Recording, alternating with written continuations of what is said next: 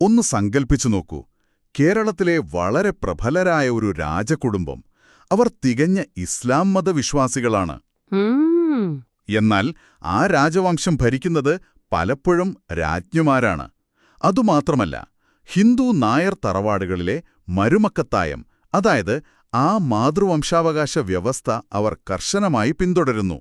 ശരിക്കും ഒറ്റനോട്ടത്തിൽ ഇതൊരു അസാധ്യമായ കാര്യമായി തോന്നാലേ? അതെ, തീർച്ചയായും. എന്നാൽ യാഥാർത്ഥ്യമാണിത്. ഇതാണ് ചരിത്രത്തിലെ പ്രശസ്തമായ അറക്കൽ രാജവംശം. ബിരുദതല PSC പരീക്ഷകൾക്ക് തയ്യാറെടുക്കുന്ന നിങ്ങളെ സംബന്ധിച്ച് ഇതൊരു സാധാരണ ചരിത്രകഥയല്ല. അതെ, പരീക്ഷാ പോയിന്റിൽ ഇത് വളരെ പ്രധാനപ്പെട്ടൊരു വിഷയമാണ്. ഇന്ന് നമ്മൾ ഈ വിശകലനത്തിൽ കടന്നു ചെല്ലുന്നത് ഉത്തര മലബാറിലെ അധികാര സമവാക്യങ്ങളെ ഒന്നാകെ മാറ്റിമറിച്ച രണ്ട് പ്രബല നാട്ടുരാജ്യങ്ങളിലേക്കാണ്. കോലത്തുനാടും പിന്നെ അവരുടെ നാവികപ്പടയിൽ നിന്നും വളർന്നുവന്ന അറക്കൽ രാജവംശവും. ശരിയാണ്. ഒരേ ഭൂപ്രദേശത്ത് തികച്ചും വ്യത്യസ്തമായ രണ്ട് ഭരണ സംവിധാനങ്ങൾ എങ്ങനെയാണ് അധികാരത്തിനായി മത്സരിച്ചതെന്ന് നമുക്ക് നോക്കാം. വെറുതെ കുറേ വർഷങ്ങളും പേരുകളും കാണാപ്പാഠം പഠിക്കുന്നതിനു പകരം ഈ സംഭവങ്ങൾക്ക് പിന്നിലെ യഥാർത്ഥ കാരണങ്ങൾ എന്തായിരുന്നു എന്നാണ് നമ്മൾ ഇന്ന് പരിശോധിക്കുന്നത്. ഈയൊരു ചരിത്ര പശ്ചാത്തലത്തിലേക്ക് കടക്കുമ്പോൾ നമ്മൾ ആദ്യം മനസ്സിലാക്കേണ്ടത് അറക്കൽ രാജവംശത്തിന്റെ മാതൃരാജ്യമായിരുന്ന കോലത്തുനാടിനെക്കുറിച്ചാണ്. അവിടുന്ന് തുടങ്ങാം. കാരണം കോലത്തുനാടിന്റെ അതിർത്തികളും അവരുടെ സ്വാധീനവും എത്രത്തോളം വലുതായിരുന്നു എന്ന് അറിഞ്ഞാൽ മാത്രമേ പിന്നീട് വന്ന അറക്കൽ സാമ്രാജ്യത്തിന്റെ ആ ഒരു ശക്തി നമുക്ക് അളക്കാൻ സാധിക്കൂ. കോലത്തുനാടിന്റെ അതിർത്തികൾ നോക്കുകയാണെങ്കിൽ വടക്ക് ചന്ദ്രഗിരി മുതൽ തെക്ക് കോരപ്പുഴ വരെയായിരുന്നു പരമ്പരാഗതമായി അവരുടെ അധീനതയിലുണ്ടായിരുന്നത്. അതെ, ലക്ഷദ്വീപ് വരെ കോലത്തുനാടിന്റെ നിയന്ത്രണത്തിലായിരുന്നു എന്നതാണ് ഏറ്റവും കൗതുകകരമായ വസ്തുത. ശരിക്കും ലക്ഷദ്വീപ് അവരുടെ കീഴിലായിരുന്നു എന്നത് വെറുമൊരു ഭൂമിശാസ്ത്രപരമായ കണക്കല്ല. അന്നത്തെ സമുദ്ര വ്യാപാരത്തിന്റെ നട്ടെല്ലായിരുന്നു ആ ദ്വീപസമൂഹം. മനസ്സിലായി. ഭരണസൗകര്യങ്ങൾക്കും അധികാര വികേന്ദ്രീകരണത്തിനുമായി അവർ തങ്ങളുടെ തലസ്ഥാനം ഏഴിമലയിൽ നിന്നും പിന്നീട് വളപട്ടണത്തേക്ക് മാറ്റി. പിൽക്കാലത്ത് ഈ രാജ്യം ചിറക്കൽ എന്ന പേരിലും അറിയപ്പെടാൻ തുടങ്ങി. ചിറക്കൽ, അതെ. ഇവിടത്തെ ഭരണാധികാരികൾക്ക് കോലത്തിരി രാജ എന്നായിരുന്നു സ്ഥാനപ്പേര്. ഇവിടെ PSC പരീക്ഷകളുടെ മുൻവർഷങ്ങളിലെ ചോദ്യപേപ്പറുകൾ പരിശോധിക്കുമ്പോൾ ഉദ്യോഗാർത്ഥികളെ കുഴപ്പിക്കാൻ വേണ്ടി ചിറക്കൽ തമ്പുരാൻ എന്നൊക്കെ ഓപ്ഷനുകളിൽ നൽകാറുണ്ട്. അതൊരു വലിയ കുരുക്കാണ്. അതെ. എന്നാൽ ശരിയായ ഉത്തരം കോലത്തിരി രാജ എന്ന് തന്നെയാണ് നിങ്ങൾ ഓർക്കേണ്ടത്. അതുപോലെ തന്നെ PSC ചോദ്യകർത്താക്കൾക്ക് ഏറ്റവും പ്രിയപ്പെട്ട മറ്റൊരു ചോദ്യവുമുണ്ട്. എന്താണത്? വടക്കൻ മലബാറിൽ കോലത്തുനാടിന്റെ ഔദ്യോഗിക കലണ്ടറായ കൊല്ലവർഷം ആരംഭിച്ച വർഷവും മാസവും. അതൊരു സ്ഥിരം ചോദ്യമാണ്. അതെ. ഓഗസ്റ്റ്, സെപ്റ്റംബർ, ജനുവരി എന്നിങ്ങനെ വളരെ അടുത്തടുത്തുള്ള ഓപ്ഷനുകൾ കാണുമ്പോൾ പലരും തെറ്റിക്കാറുണ്ട്. AD 825 സെപ്റ്റംബറിലാണ് ഇത് ആരംഭിച്ചത് എന്നത് വളരെ കൃത്യമായി ഓർമ്മിക്കണം. ആ ഒരൊറ്റ മാർക്കായിരിക്കും ഒരുപക്ഷെ നിങ്ങളുടെ റാങ്ക് നിർണ്ണയിക്കുന്നത്. തീർച്ചയായും. പരീക്ഷയുടെ കോണിലൂടെ നോക്കുമ്പോൾ അവിടെ മറ്റൊരു പ്രധാനപ്പെട്ട കാര്യം കൂടി നമ്മൾ ശ്രദ്ധിക്കേണ്ടതുണ്ട്. പറയൂ. പഴശ്ശിരാജ കുടുംബത്തിന്റെ ഉത്ഭവം. പലപ്പോഴും നമ്മൾ വിചാരിക്കുന്നത് പഴശ്ശിരാജ ചിറക്കൽ അല്ലെങ്കിൽ കുറുമ്പ്രനാട് രാജവംശത്തിന്റെ ഭാഗമാണെന്നാണ്. അതെ, പലർക്കും ആ അബദ്ധം പറ്റാറുണ്ട്. എന്നാൽ കോട്ടയം രാജവംശത്തിൽ നിന്നാണ് പഴശ്ശിരാജ കുടുംബം ഉദ്ഭവിച്ചത്. ഇതെല്ലാം പരസ്പരം ബന്ധപ്പെട്ട് കിടക്കുന്ന ചരിത്ര വസ്തുതകളാണ്. ശരിയാണ്. അധികാരവും സൈന്യവും മാത്രമല്ല, മലയാള സാഹിത്യത്തിന് കോലത്തുനാട് നൽകിയ സംഭാവനകൾ കൂടി നമ്മൾ ഈ അവസരത്തിൽ പറയേണ്ടതുണ്ട്. പ്രശസ്ത കവിയായ ചെറുശ്ശേരി നമ്പൂതിരി സേവനമനുഷ്ഠിച്ചിരുന്നത് ഉദയവർമ്മൻ കോലത്തിരിയുടെ രാജസഭയിലാണ്. അതെ, സാഹിത്യത്തിൽ അതൊരു സുവർണ കാലഘട്ടമായിരുന്നു. ഒരു വശത്ത് സാഹിത്യം വളരുമ്പോൾ മറുവശത്ത് വിദേശ രാജ്യങ്ങളുമായുള്ള വ്യാപാരവും പൊടിപൊടിക്കുകയായിരുന്നു. പോർച്ചുഗീസ് സഞ്ചാരിയായ ഡുവാർട്ടെ ബാർബോസ കോലത്തുനാടിനെക്കുറിച്ചും അവിടുത്തെ ഭരണാധികാരികളെക്കുറിച്ചും വലിയ വിവരങ്ങളാണ് തന്റെ കുറിപ്പുകളിൽ രേഖപ്പെടുത്തിയിട്ടുള്ളത്. സുഗന്ധവ്യഞ്ജനങ്ങളുടെയും സ്വർണത്തിന്റെയും വലിയൊരു വ്യാപാര കേന്ദ്രമായിരുന്നു അന്ന് ആ പ്രദേശം. ബാർബോസയുടെ കുറിപ്പുകൾ വായിക്കുമ്പോൾ അന്നത്തെ കോലത്തുനാടിന്റെ സാമ്പത്തിക ഭദ്രത എത്രത്തോളമായിരുന്നു എന്ന് നമുക്ക് വ്യക്തമാകും. ലോകത്തിന്റെ പല ഭാഗങ്ങളിൽ നിന്നുമുള്ള കപ്പലുകൾ അവിടെ വന്നിരുന്നു, അല്ലേ? മായ ഭൂപ്രദേശം, വിദേശ സഞ്ചാരികളെപ്പോലും അമ്പരപ്പിച്ച സാമ്പത്തിക ശേഷി, ലക്ഷദ്വീപ് വരെയുള്ള സമുദ്രാധിപത്യം. എന്നിട്ടും കോലത്തുനാടിന് പിന്നീട് ആ കടലിന്റെ നിയന്ത്രണം എങ്ങനെയാണ് നഷ്ടപ്പെട്ടത്? അതൊരു ന്യായമായ ചോദ്യമാണ്. അത്രയും വലിയൊരു രാജവംശം പെട്ടെന്നൊരു ദിവസം കടലിലെ അധികാരം മറ്റൊരാൾക്ക് അടിയറവ് പറയുക എന്ന് പറയുന്നത് യുക്തിക്ക് നിരക്കുന്നതായി തോന്നുന്നില്ല. ചരിത്രത്തിലെ ഏറ്റവും രസകരമായ മാറ്റങ്ങൾ സംഭവിക്കുന്നത് അവിടെയാണ്. സത്യം പറഞ്ഞാൽ കോലത്തുനാടിന് കടലിന്റെ നിയന്ത്രണം നഷ്ടപ്പെട്ടതല്ല. പിന്നെയോ? അവർ അത് മറ്റൊരാളെ ഏൽപ്പിച്ചതാണ് എന്നതാണ് സത്യം. കോലത്തിരി രാജാക്കന്മാർക്ക് കരയിലെ ഭരണകാര്യങ്ങളും യുദ്ധങ്ങളും നോക്കാൻ തന്നെ സമയം തികയാത്ത അവസ്ഥ വന്നു. അതുകൊണ്ട് തങ്ങളുടെ നാവിക കാര്യങ്ങൾ നോക്കി നടത്താനും വ്യാപാര കപ്പലുകൾക്ക് സുരക്ഷയൊരുക്കാനും അവർ തങ്ങളുടെ മന്ത്രിമാരും നാവിക മേധാവികളുമായ പടനായർമാരെ ചുമതലപ്പെടുത്തി. അന്ന് ഈ നാവിക മേധാവികളെ മമ്മാലിക്കിടാവുകൾ എന്നാണ് വിളിച്ചിരുന്നത്. ഓഹോ, മമ്മാലിക്കിടാവുകൾ. അതെ. കാലക്രമേണ എന്താണ് സംഭവിച്ചതെന്നാൽ സമുദ്രത്തിലെ വ്യാപാരം മുഴുവൻ നിയന്ത്രിച്ചിരുന്നത് ഈ മമ്മാലിക്കിടാവുകളായി. പണം ആരുടെ കയ്യിലാണോ പതിയെ അധികാരം അവരുടെ കൈകളിലേക്കെത്തും. സ്വാഭാവികം. അങ്ങനെയാണ് കോലത്തുനാടിന്റെ നാവിക മേധാവികളിൽ നിന്ന് വിഘടിച്ച് സ്വന്തമായൊരു സാമ്രാജ്യം കെട്ടിപ്പടുത്ത അറയ്ക്കൽ രാജവംശത്തിന്റെ ഉദയമുണ്ടാകുന്നത്.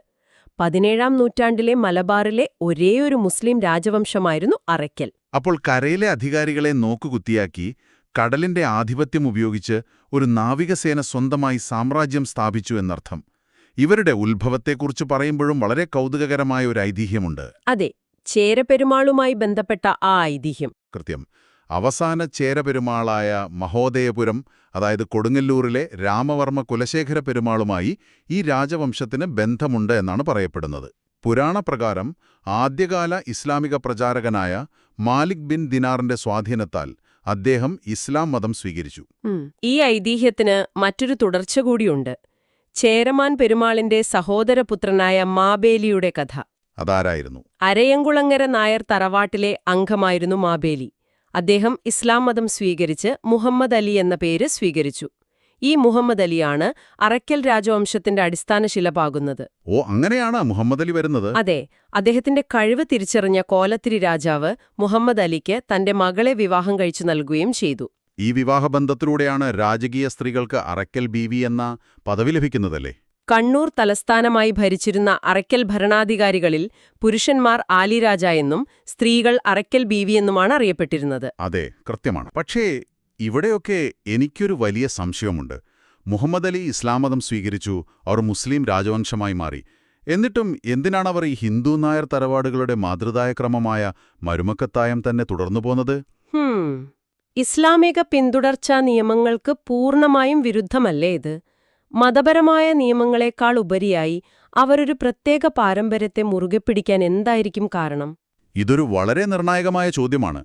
കാരണം പുറമേ നിന്ന് നോക്കുമ്പോൾ ഇതൊരു വലിയ വിരോധാഭാസമായി തോന്നും. എന്നാൽ അന്നത്തെ കേരളത്തിലെ, പ്രത്യേകിച്ചും മലബാറിലെ സാമൂഹിക രാഷ്ട്രീയ സാഹചര്യങ്ങൾ വിലയിരുത്തിയാൽ ഇതിന്റെ യഥാർത്ഥ കാരണം മനസ്സിലാകും. അതായത് രാഷ്ട്രീയപരമായ എന്തെങ്കിലും കാരണങ്ങൾ? അതെ. മരുമക്കത്തായം എന്നത് അന്ന് വെറുമൊരു പിന്തുടർച്ചാ നിയമം മാത്രമായിരുന്നില്ല, അതൊരു സാമൂഹിക ഘടന കൂടിയായിരുന്നു. തങ്ങളുടെ അരയങ്കുളങ്ങര നായർ വംശത്തിന്റെ പാരമ്പര്യം അവർ കൈവിട്ടില്ല. കാരണം ചുറ്റുമുള്ള വലിയ വലിയ നാട്ടുരാജ്യങ്ങൾക്കിടയിൽ തങ്ങളുടെ സ്വീകാര്യതയും അധികാരവും നിലനിർത്താൻ ഈയൊരു ബന്ധം അവർക്കാവശ്യമായിരുന്നു. മതപരമായി അവർ ഇസ്ലാം സ്വീകരിച്ചെങ്കിലും തങ്ങളുടെ വേരുകൾ നായർ തറവാടുകളിലാണെന്ന ബോധം ഭരണപരമായ ഒരു അടവു കൂടിയായിരുന്നു. വളരെ ബുദ്ധിപരമായൊരു നീക്കം തന്നെയല്ലേ അത്? തീർച്ചയായും. അതുകൊണ്ടുതന്നെ അറയ്ക്കൽ കുടുംബത്തിലെ ഏറ്റവും മുതിർന്ന സ്ത്രീക്കായിരുന്നു അധികാരത്തിന്റെ താക്കോൽ. അവർ കേവലം പേരിനൊരു രാജ്ഞി മാത്രമായിരുന്നില്ല, മറിച്ച് ഭരണപരമായ എല്ലാ തീരുമാനങ്ങളും എടുത്തിരുന്നത് അറയ്ക്കൽ ബീവിമാരായിരുന്നു. അതായത് മതപരമായ നിയമങ്ങളെക്കാൾ അന്നത്തെ രാഷ്ട്രീയ നിലനിൽപ്പിനായിരുന്നു അവർ പ്രാധാന്യം നൽകിയത്. അങ്ങനെ നോക്കുമ്പോൾ കരയിലെ വലിയ സൈന്യത്തേക്കാൾ കടലിലെ അവരുടെ ഈ തന്ത്രപരമായ നീക്കങ്ങളാണ് അവരെ കൂടുതൽ ശക്തരാക്കിയത് തോന്നിപ്പോകുന്നു. അതെ. ചരിത്രത്തിൽ ഈയൊരു അധികാരഘടനയെ നമ്മൾ വിളിക്കുന്നത് തലസോക്രസി അല്ലെങ്കിൽ സമുദ്രാധിപത്യം എന്നാണ്. തലസോക്രസി പുതിയൊരു വാക്കാണ് കേട്ടോ. അതെ. സാധാരണ നാട്ടുരാജ്യങ്ങളെപ്പോലെ വലിയൊരു കരസേനയോ കോട്ടകളോ ഒന്നും തുടക്കത്തിൽ അവർക്ക് ആവശ്യമില്ലായിരുന്നു. അവരുടെ സാമ്രാജ്യം കടലിലായിരുന്നു. കോലത്തുമാടിന്റെ സാമന്തന്മാരായ മമ്മാലിക്കിടാവുകളിൽ നിന്നും അവർ പതിയെ ഒരു സ്വതന്ത്ര നാവിക സാമ്രാജ്യമായി വളർന്നു. ലക്ഷദ്വീപ് ദ്വീപുകളുടെ പൂർണ്ണ നിയന്ത്രണം അവർ ഏറ്റെടുത്തു. ആ നാവികശക്തി എത്രത്തോളം ഭയപ്പെടുത്തുന്നതായിരുന്നു എന്ന് വ്യക്തമാക്കുന്ന ഒരു ചരിത്രരേഖയുണ്ട്. അഞ്ചാമത്തെ ഭരണാധികാരിയായ അലി മൂസ AD 1183 മുതൽ 84 വരെയുള്ള കാലഘട്ടത്തിൽ മാലിദ്വീപിലെ ചില ദ്വീപുകൾ പോലും കീഴടക്കി. എന്റെമോ, അത് ശരിക്കും വലിയൊരു നേട്ടമാണ്. അതെ, ലക്ഷദ്വീപിൽ നിന്ന് മാലിദ്വീപ് വരെയുള്ള കടൽ യാത്രയും അവിടെ ഒരു അധിനിവേശവും ഇന്നത്തെ കാലത്ത് പോലും എളുപ്പമല്ല. അപ്പോൾ 12ാം നൂറ്റാണ്ടിൽ അവർ എങ്ങനെയായിരിക്കും ആ കടൽ യുദ്ധം ജയിച്ചത്? അതാണ് അവരുടെ നാവികവിദ്യയുടെ മികവ്. കണ്ണൂരിനെ അറബിക്കടലിലെ ഒരു പ്രധാന മുസ്ലിം സമുദ്രാധിപത്യ രാജ്യമായി അവർ വികസിപ്പിച്ചു. ഈ നാവികശക്തിയുടെ ഏറ്റവും വലിയ ഉദാഹരണം എന്താണെന്നറിയാമോ? എന്താണ്? മിനിക്കോയ്ക്കും ലക്ഷദ്വീപിനും ഇടയിലുള്ള 9 ഡിഗ്രി ചാനൽ. ലോകത്തിന്റെ വിവിധ ഭാഗങ്ങളിൽ നിന്നുള്ള കപ്പലുകൾക്ക് കേരളത്തിലേക്ക് വരാൻ ഈ വഴി ഉപയോഗിക്കേണ്ടിയിരുന്നു.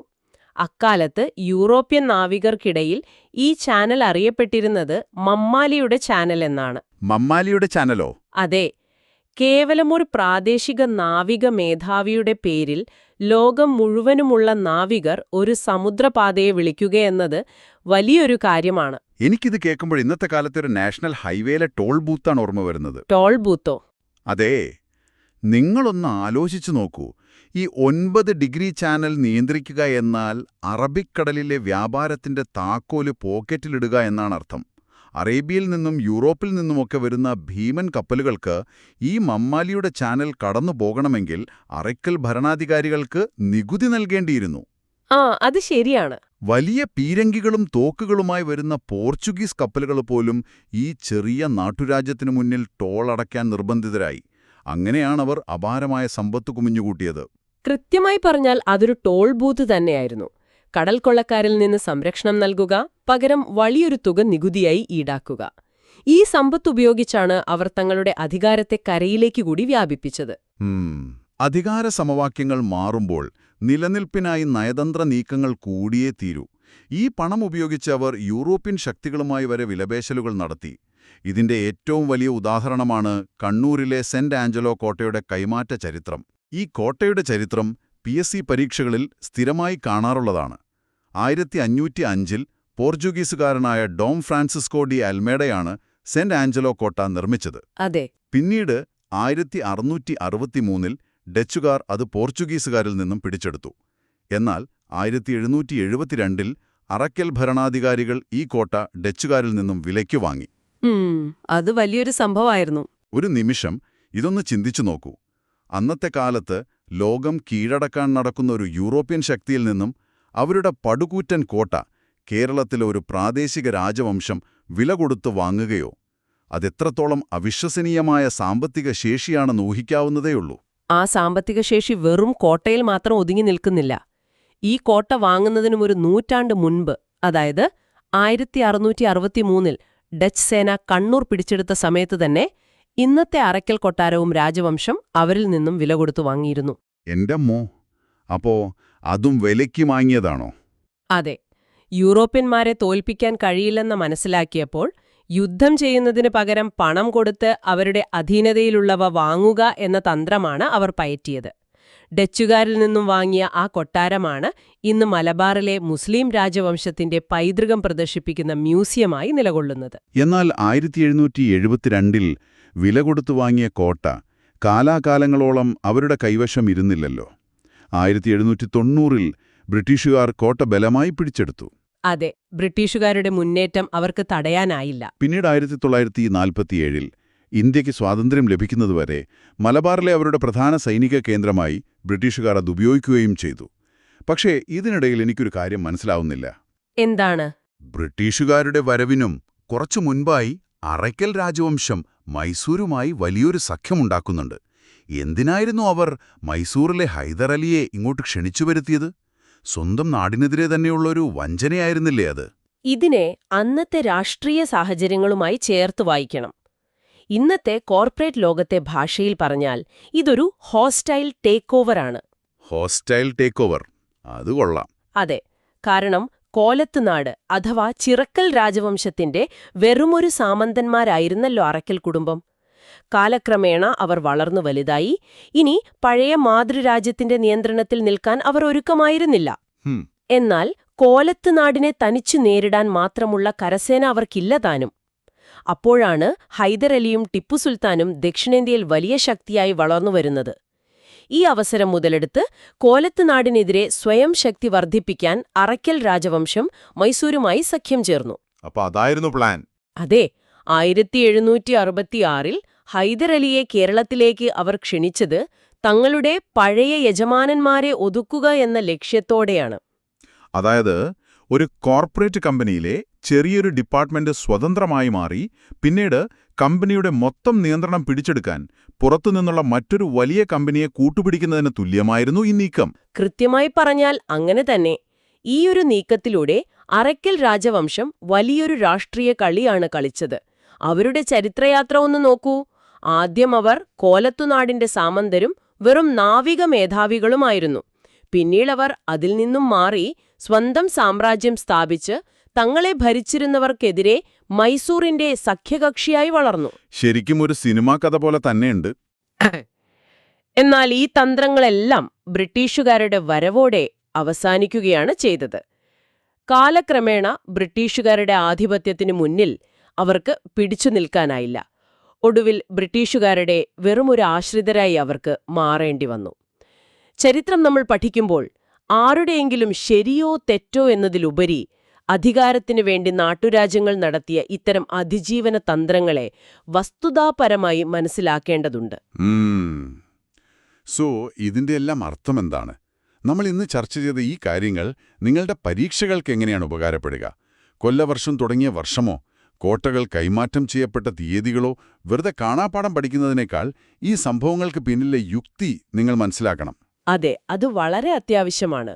കോലത്തുനാടും അറയ്ക്കൽ രാജവംശവും തമ്മിലുള്ള ആ സങ്കീർണമായ ഉടമസാമന്ത ബന്ധം, ഇസ്ലാം മതം സ്വീകരിച്ചിട്ടും സാമൂഹിക സ്വീകാര്യതയ്ക്കായി അവർ യാതൊരു മാറ്റവുമില്ലാതെ നിലനിർത്തിയ മരുമക്കത്തായ വ്യവസ്ഥ, യൂറോപ്യൻ കപ്പലുകളിൽ നിന്ന് ടോൾ പിരിച്ച് കോട്ടകൾ വില കൊടുത്തു വാങ്ങിയ സാമ്പത്തിക ശേഷി, ഒടുവിൽ മാതൃരാജ്യത്തെ തകർക്കാൻ മൈസൂരുമായുണ്ടാക്കിയ സഖ്യം, ഈയൊരു വലിയ കഥയുടെ ഭാഗമായി വേണം നിങ്ങൾ ആ ചോദ്യങ്ങളെ സമീപിക്കാൻ.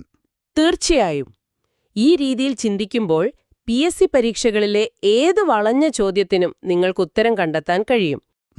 വസ്തുതകളെ ചരിത്രത്തിന്റെ പശ്ചാത്തലവുമായി ബന്ധിപ്പിച്ച് പഠിക്കുമ്പോൾ അത് നിങ്ങളുടെ ഓർമ്മയിൽ എക്കാലത്തും നിലനിൽക്കും. കേവലം പുസ്തകത്തിലെ വരികൾക്കപ്പുറം അതൊരു ജീവിക്കുന്ന ചരിത്രമായി നിങ്ങൾക്കനുഭവപ്പെടും. അതെ, ആ ഒരു ചിന്തയോടെ നമുക്ക് ഇന്നത്തെ ഈ വിശകലനം അവസാനിപ്പിക്കാം. പക്ഷേ പോകുന്നതിനു മുൻപ് നിങ്ങൾക്ക് സ്വന്തമായി ചിന്തിക്കാൻ ഞാനൊരു ചോദ്യം നൽകാം. ഒന്ന് സങ്കൽപ്പിച്ചു നോക്കൂ, 1790-ൽ ബ്രിട്ടീഷ് നാവികസേന വന്ന് കണ്ണൂരിലെ സെന്റ് ആഞ്ചലോ കോട്ട ബലമായി പിടിച്ചെടുത്തില്ലായിരുന്നെങ്കിലോ? അതൊരു വലിയ ചോദ്യമാണ്. ലക്ഷദ്വീപിനും മാലദ്വീപിനും മേൽ ആധിപത്യമുണ്ടായിരുന്ന അറയ്ക്കൽ രാജവംശം അതേ സാമ്പത്തിക ശക്തിയോടെ നിലനിന്നിരുന്നെങ്കിൽ ഇന്ത്യൻ മഹാസമുദ്രത്തിലെ വ്യാപാര കുത്തക എങ്ങനെ മാറ്റിമറിക്കപ്പെടുമായിരുന്നു? ഒരുപക്ഷേ കടലിലെ ആ 9 ഡിഗ്രി ചാനൽ ഇന്നും മമ്മാലിയുടെ ചാനൽ എന്ന് തന്നെ ലോകമെമ്പാടും അറിയപ്പെടുമായിരുന്നില്ലേ? ബ്രിട്ടീഷുകാർക്ക് പോലും അതൊരു വലിയ വെല്ലുവിളിയാകുമായിരുന്നില്ലേ? ഇതൊന്ന് വെറുതെ ചിന്തിച്ചു നോക്കൂ. ചരിത്രത്തിന്റെ മറ്റൊരു സാധ്യതയാണത്. അപ്പോൾ പുതിയൊരു വിഷയത്തിലെ അതിശയകരമായ വിവരങ്ങളുമായി അടുത്ത തവണ വീണ്ടും കാണാം. ഈ ചരിത്രവസ്തുതകൾ നിങ്ങളുടെ പരീക്ഷകൾക്കും അറിവിനും മുതൽക്കൂട്ടാകട്ടെ. വിട.